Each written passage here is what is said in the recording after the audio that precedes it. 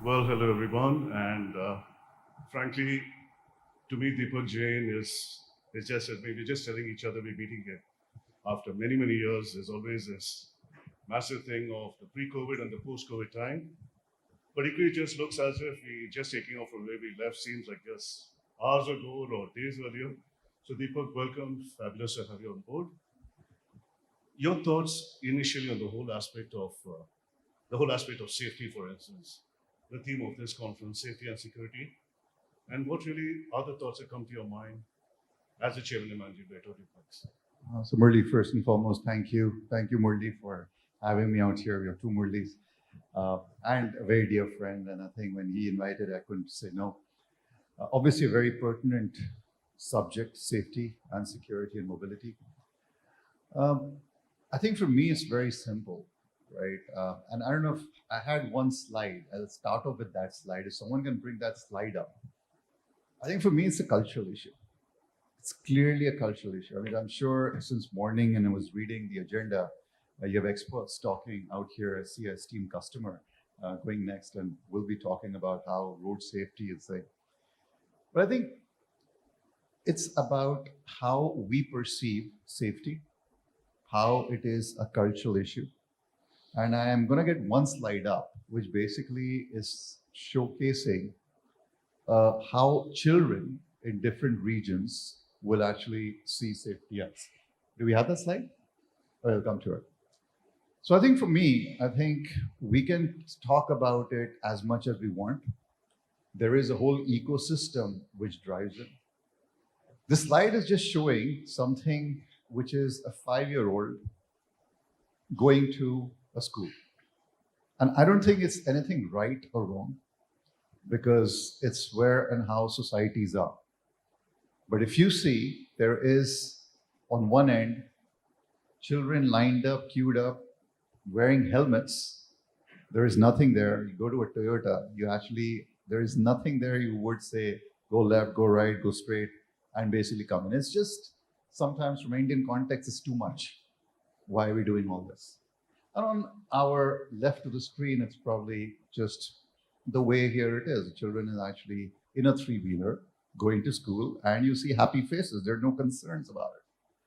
So I think fundamentally, when we address safety, it is how we are embedded as a DNA when we are born, when we actually get into this ecosystem. So I think that's one issue, and that's, you can call it mindset issue, you can call it cultural issue, and that's why it is so difficult to change. You talk about stats.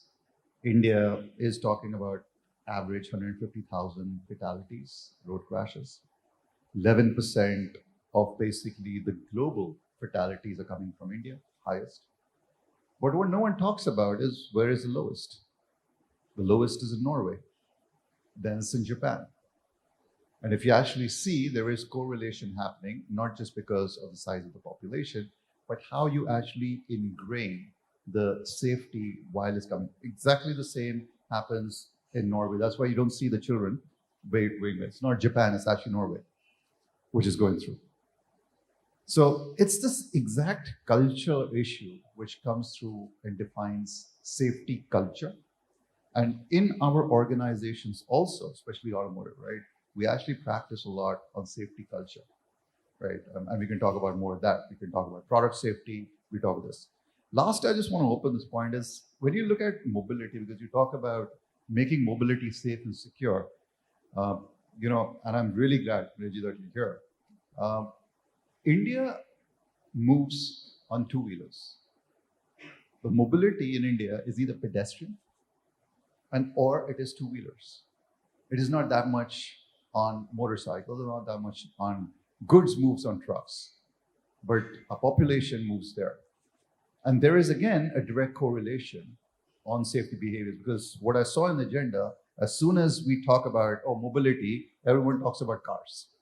We talk about Bharat NCAP, we talk about 6 airbags, we talk about a lot of the regulations, but the mobility aspect is actually in a very different segment, and India moves in a very unique way. So I'm curious if I may dig deeper on some of those points you indicated. Therefore, do you think that number one, the reality of having a much larger mass of two-wheelers is an issue that cannot be ignored. And two, when you spoke of what you call a cultural facet within India, is it what we spoke even earlier before you came in? Is it a sense of inevitability about deaths, a sense of being fatalistic, a sense of what one would call a strength and a weakness, a healthy indifference? Life goes on. What's it really about? I don't think we should kind of trivialize the issue by saying we're indifferent. The whole aspect of the minister who is now very sensitive, and he's been a continuing minister for almost 8 years. I'm talking about Honorable Gadkariji, being so sensitive and being very, very tough, not onto the industry or onto his ministry, but onto himself, that he himself sees it as a personal failure that he's not been able to bring down deaths. But what you've done is you've actually regulated the system, because data, and it's global data, it's like, it's a global trend. Data shows that the more you speed, the more basically likelihoods of crashes, right? If I'm not mistaken, 1% of overspeeding, mean average, will give you actually a risk of 4% on basically crashes. And if you see the last 3 years, even during the COVID times, you've actually kind of structured not just on product safety, which is on vehicle safety, but also on driver behaviors, on CMVR, all that. So I don't think it's trivializing the issue or indifferent, but I think we as a country need to start not from us. We pledging we'll do this will not work. We pledging that should we actually create our next gen, our next community. Let me ask you, how many schools have curriculums who talk about safety? My son goes to a private institute in Delhi. I don't think he's been taught about road safety or safety aspect, right? So it is a supply demand issue. But until unless we are sensitized to it, we actually will not basically be able to make difference. Yes, there will be regulations. There will be a lot more, I would say, enforcement. There could be more high fines. But to manage a 1.4 billion population, which moves in a very, very different way than actually world does, to come to a respectable number or even to decrease. I think we have actually already in the Brazil Act talking about 2030 to actually reduce it to 50%. It's a tall order, because until you actually bring in the cultural change, it would not happen. Well, I again bring you back to the former part of my question, which was on two-wheelers. Sometimes, and without intending to sound deliberately provocative, sometimes high-profile accidents happen in cars. So, and there are a whole lot of people who die on two-wheelers, be it cycles or motorized two-wheelers day in and day out. So is it really an issue there in your view? So I think, again, India has so much lot to do, right? And when you talk about high-profile accidents, right, there is a different kind of sensitization, which our media friends do attract the attention to and basically call it. But I think I'll give you a little different way and different story. I think we have discussed a lot on product. Products are becoming safer. Roads, highways, they are going to become a lot more drivable and drivable at high speeds. What not too many people are talking about is what happens post the accident. What is our response time? How much basically is the emergency care response which comes in post an accident? I think if you see the numbers, India is ranking way, way below, down. And I think that's one of the reasons why fatalities happen, because we don't have that kind of urgent care which comes in and gives the right kind of response which comes through, right? And if I were to look at the safest, which was Norway, they have an efficient health network system, and that basically interjects and intervenes to come. Second is pedestrians. So if you were to look at it in India, largely it is actually the pedestrians who actually get into the fatalities. In crash, it is not just two crashes. In two-wheelers, it's not. And if you see a highly congested area, like where we all talk about Mumbai's, Delhi metros, those 4 mega cities with more than 50 million population, they're actually not having that much in the center of road fatalities because the traffic is moving really slow. It's actually more in the rural area. So there's a lot of data, there's a lot of analytics, which basically goes unique to India and basically also goes through the global trends. But if you really want to make a difference and make an impact, I think what we need to do is probably encompass everything urgently. And I do believe that the industry has kind of reacted and reciprocated well to basically the policymakers. And you know, we all know, and as an auto industry, I can myself say that be it our vehicle manufacturers, scheme customers, or the component makers, there was a bit of the resistance when we started talking about any kind of regulations, safety, emissions, etc., etc. But I think today, at least for a road safety, right, there is that sensitization, and we should not definitely dilute it. And there is that acceptance to go ahead and do whatever we can, and whatever we do is like I give an analogy. It's like CSR, right? We've been mandated 2%. Kitna bhi aap CSR kar lo in India is less, because it's like a well, because you need that socio-economic upliftment. It's the same thing. Whatever, however small or big you want to do on road safety, or trying to curb fatalities is less. I'll give another analogy, right? COVID struck, right? It was the first wave. We were under lockdown way, way before then anything happened. And we were saying, the second wave came in. And I hope everyone's families are safe and secure, but the people who lost the loved member, they are scarred for life. It's the same thing on road fatalities or accidents. Why are we talking fatality, even accidents? I mean, so stats show that 3% GDP or 4% GDP loss is there if basically the accident crash are even reduced to about 70%. So if someone basically loses a loved one on basically any road safety issue, I mean, so it's a big, big impact, right? So you can't just measure that. And that's why I say, okay, whatever you can do, we should do. Is it for someone like you again, who's really a long-term stakeholder in the industry, is there cause for hope now? Do you see attitudes changing? I mean, we've had earlier speakers saying that this requires a whole lot of solutions. It just kind of cannot be from one single authority, right? From be it the government or the user, but things all happening together. So what really is your take on that? Yeah, so I'm glad you brought this up, because I was not here earlier in the session, but if everyone's saying this, my only thing, and I've been saying this on other platforms, I don't think it's something where, we should do the vehicle maker or the component guy or the consumer or as a citizen or as a whatever you can do, you can do. On a very serious note, I say, I'm in the business. One of our product lines is lighting. We, as Lumax, are the leading lighting market player in India. And I tell my team, I said, listen, the day our mission will be complete when lighting is not used as basically road illumination, because you have such poor illumination that you would actually just basically use automotive lighting as street lighting, and you'll blind someone, and you'll basically have a road fatality, and you'll probably get into this. So it's just the whole mindset approach where we actually talk about how you want to do this. But are Indian roads dangerous? Yes, they are. Can Indian roads be a lot safer? Yes, they are. So this is a low-hanging fruit, which we basically can adhere to. But my only point to you, Murli, is that we should not just look at something as simple. Let me say, as a citizen, seatbelts. Why should it be regulated or mandated? But it's just a cultural issue. We're never doing it. Child safety. It's a known fact that if you actually have a child in the car and he's actually belted through a seat, this thing is not still mandated in India, it is in US, you actually get the child fatality less than 70% in a crash. Now in India, the culture is you will have a child, newborn baby, you'll be in a loved person's family member's godi. You're holding the child. You're embracing the child. That's a cultural issue. Now tell them to strap it.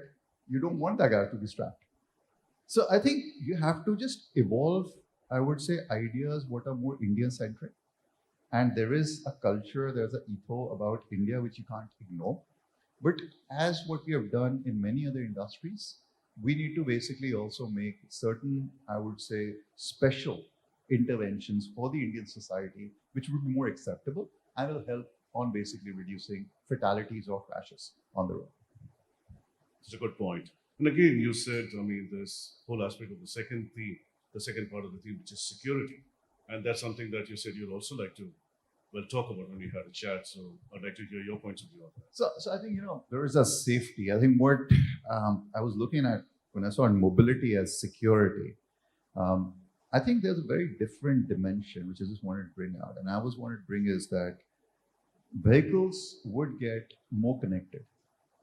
We are talking about autonomous driving, which again, Honorable Minister at one point of time said, no, it's not going to come in India because of the whole driver employability issue.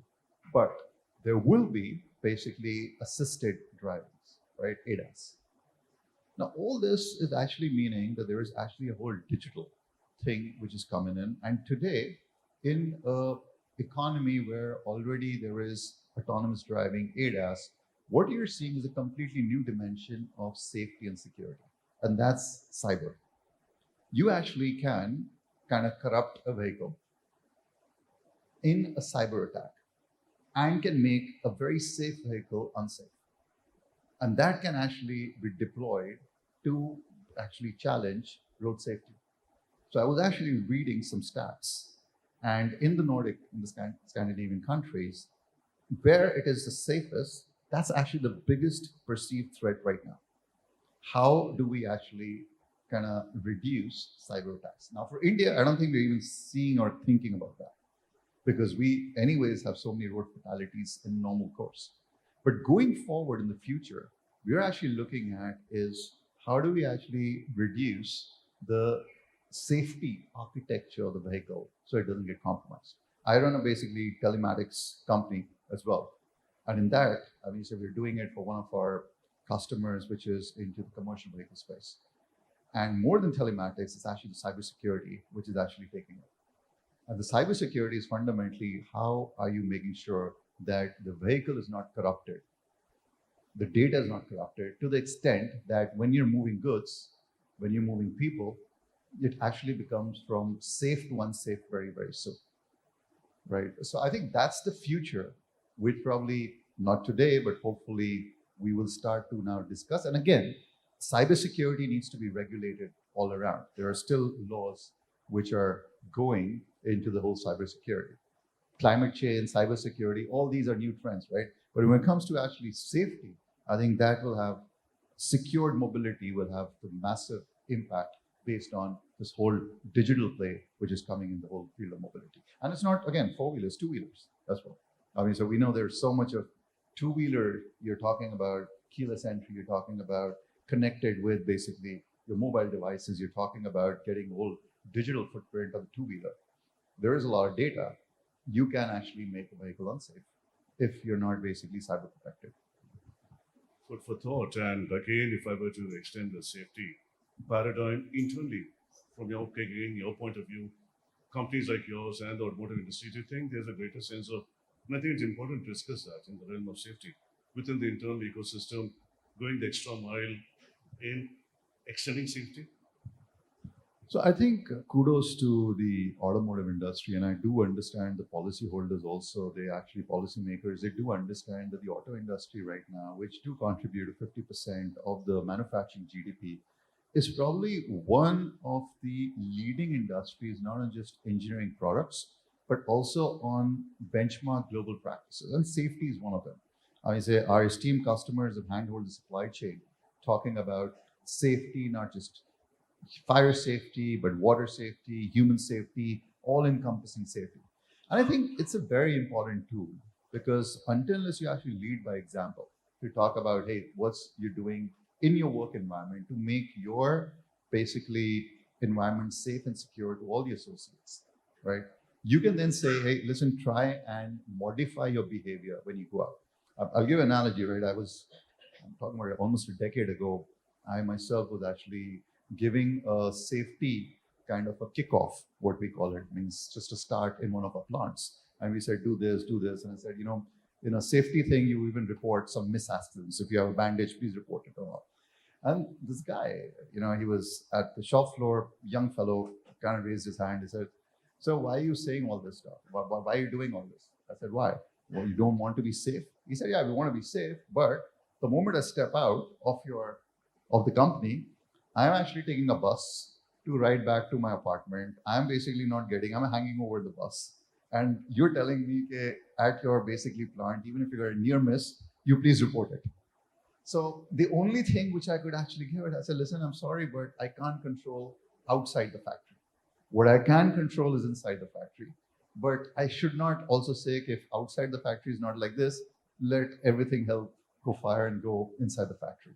So I think it's again the mindset issue. And I completely agree with this gentleman who was a young boy. He said, listen, I mean, so why should we even talk about so much when outside is not there?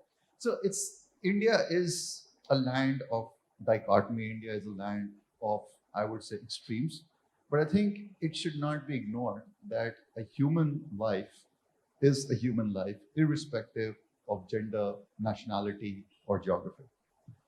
Fabulous. I'm sure, ladies and gentlemen, a whole lot of you would be itching to ask Deepak a question or two. So please go ahead. Anything you'd like to ask, just raise your hand and I'm sure the mic will come round to you. Any questions? I'm glad there aren't. Anything for anyone? Perhaps just before we wind up, Deepak. Who's it? Oh, sorry, I couldn't see.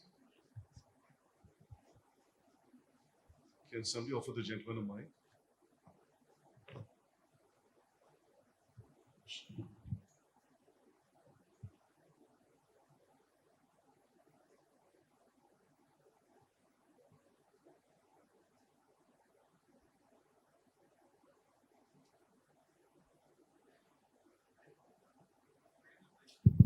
Am I audible? Yeah. I think since morning we have been hearing about attitude and now I think the culture, and which I like. I think I completely agree with all those thoughts that it is more sort of a cultural shift that is required to amend let's say the risks that we are prone to on roads. But then again, what I understand is like, are we going towards right solutions, like investing on digital technologies, having IoTs, tracking traffic, let's say putting ADAS systems. So aren't like, if we see the culture of India, where people want to hear from their let's say relatives or friends, and they are not at all want to hear from robots. So do you think that maybe it is more sort of a human touch which is required to address these kind of issues rather than having an automated way of let's say stopping them or guiding them? So I'll rewind this question to about 20 years back. Actually, someone asked a very similar question to basically Steve Jobs, and it's in his autobiography. He said, hey, listen, I mean, so you're talking about connected, Apple, this, that, what's going to happen, is not going to be, is the productivity going to go? His answer was very simple. I don't care. Whatever you do, I'm going to do better. I'm going to make the world more connected. I'm going to make the world this thing. And you'll probably have to just follow. That was his very, very arrogant, basically, response at that point of time. It's in his autobiography. What I'm just trying to imply is, irrespective of what a consumer feels, hoga, nahi hoga, kaise hoga, it's going to happen. This whole digital exercise will happen, right? And if you have a son or a child, you probably have seen him, that he's probably at 4 or 5, basically doing all this whole digital gadgets, which the father, the parent is actually giving to. But they are much, much more tuned to that. So I think this is something which will happen. Tech will take its own place. I think my point here was on especially safety is, if you're able to make curriculums to our children who would actually be able to sensitize, and please understand, as parents, the biggest thing what you can actually not fathom is losing a child. And we as Indians are very emotional. So if you're able to appeal to that and say, listen, you're not doing it for your preservation, but your children's preservation. And if you're actually able to get into the school curriculum and change that to inculcate this kind of behavior, which is more regimented, I think that may make a bigger impact over the next generation than just doing all the other things which we actually have to do. Thank you. I think we are pretty much done, and I think a round of applause is in order for Mr. Jain. Hello. So, just a question from my side. Sorry, I interrupted in between. Sir, as we were discussing regarding the safety measures that we take on roads to get us into a better situation, as you are into the major manufacturers for the automotive lighting, sir. So, I want to know, like riding a vehicle, maybe a two-wheeler or four-wheeler, with a high beam on, is very dangerous at some places of time. Especially in the two-wheeler segment, now there's been a rule that the light is always on, and somebody might forget to turn from the high load to the low load side. As you being the leader for the automotive lighting, sir, what technologies that you are planning to bring in to counter this problem? And secondly, bringing the technology into this zone, can we geofence the use of high beam and low beam in the near future? So I think it's a debate which has been going on forever about the high beam, low beam. We're talking about auto. So if you just give me a minute to just explain to you the technicalities of it.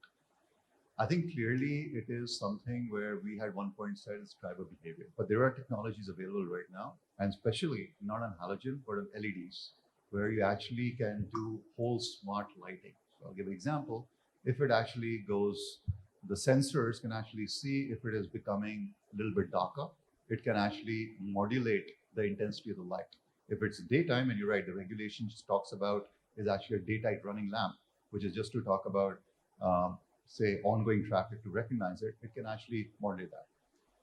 The problem is, on two-wheelers, we still have not been able to get those kind of affordable solutions.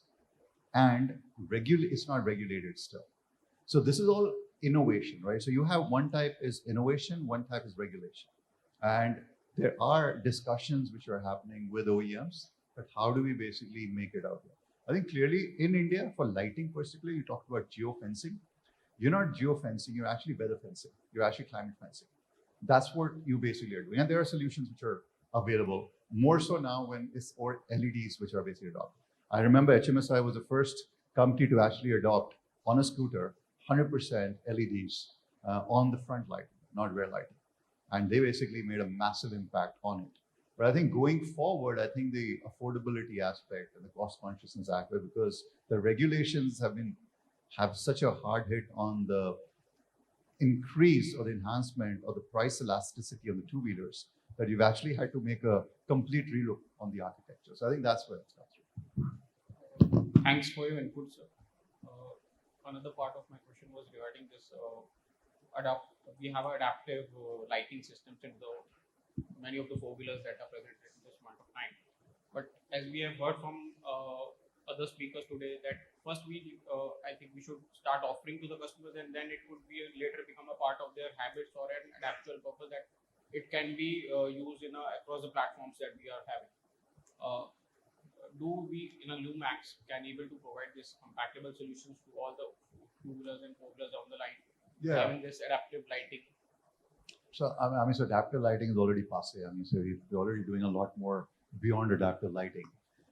I think again the idea is adaptive lighting, corner lighting, all that is basically deployed on Indian roads in a very different context.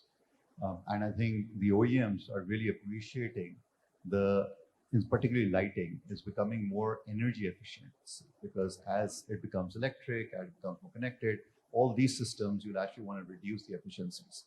So there are a balance between safety, energy efficiencies, but I think lighting will play a very, very critical role in actually vehicle safety. And I started with my comment that the day lighting is actually not to illuminate the road or not to basically give a substitute to, let's say, illumination on road on street light.